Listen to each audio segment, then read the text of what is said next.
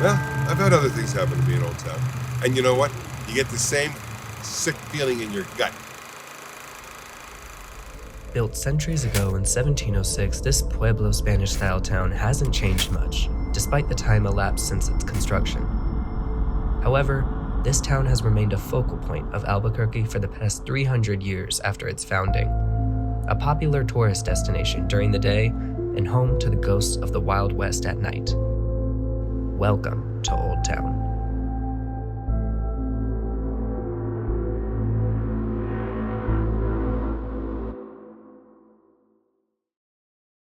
We had an exclusive opportunity to briefly interview some of the tour guides at Old Town. With their help, we gained some insight on a few of the old inhabitants that now haunt the street corners and old buildings.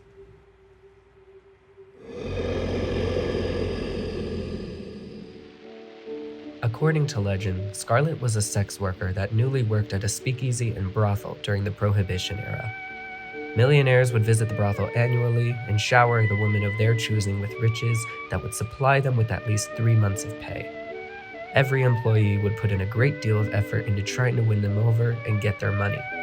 However, it was Scarlett who won over one of the most prevalent millionaires, bragging about her riches and inevitably getting into a fight with an unnamed sex worker who had worked at the brothel prior. The fight ended with Scarlett dead, gruesomely stabbed and thrown out the back of the building. Due to the wait before medical assistance's arrival, there wasn't much left of her as her body had been torn to shreds by wild animals. Many have witnessed seeing her in the alleyway she passed in, luring in individuals with her sex appeal before, unexplainably, vanishing or disappearing.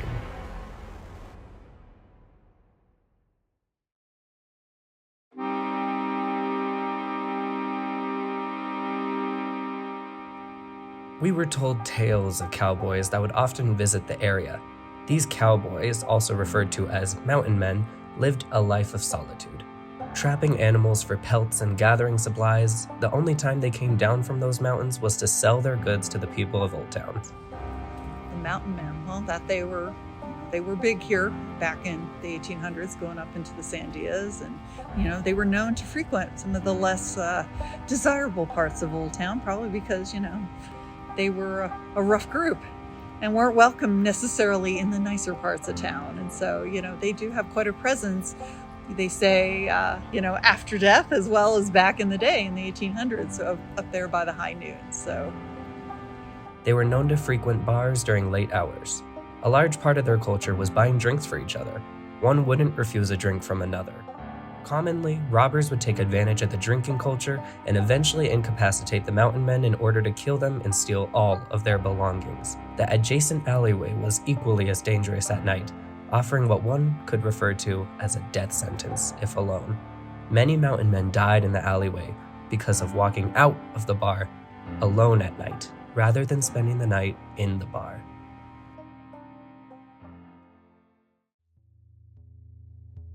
Do you believe in ghosts?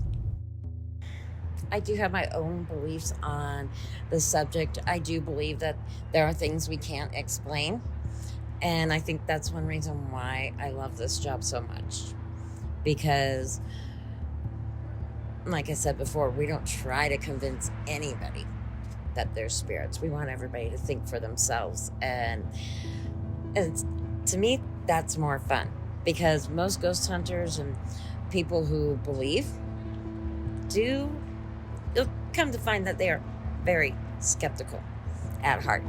So they want proof, they want evidence, and if they don't have that, I do think there's something out there. I tend to be more on the skeptical side in the sense that if I experience something, I try to disprove it. You know what I mean? Try to figure out, is something natural causing it, something man-made? But I don't say, oh no, there's no such thing. I have had experiences in my life that I can't explain. So I keep an open mind, but it is definitely, I have to kind of apply the scientific method a little bit. I do. You know why? It's more fun to believe than not believe.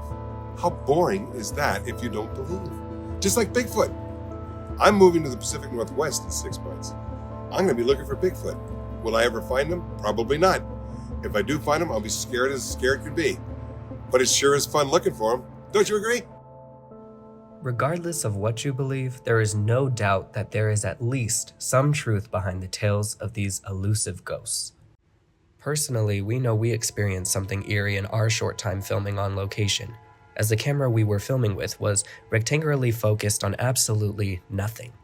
The unsettling part was where it was focusing, as the camera's technology implied that someone was present in the air next to a tree. Prior to this, off record, we had learned that this was a hanging tree, and the branch that people were hung from was physically cut off. Our camera, however, had identified an individual where someone hanging would have been present. Yeah, it's fun going through the motions. Just like with ghosts, I believe in ghosts because I know what I saw. And you can't tell me otherwise.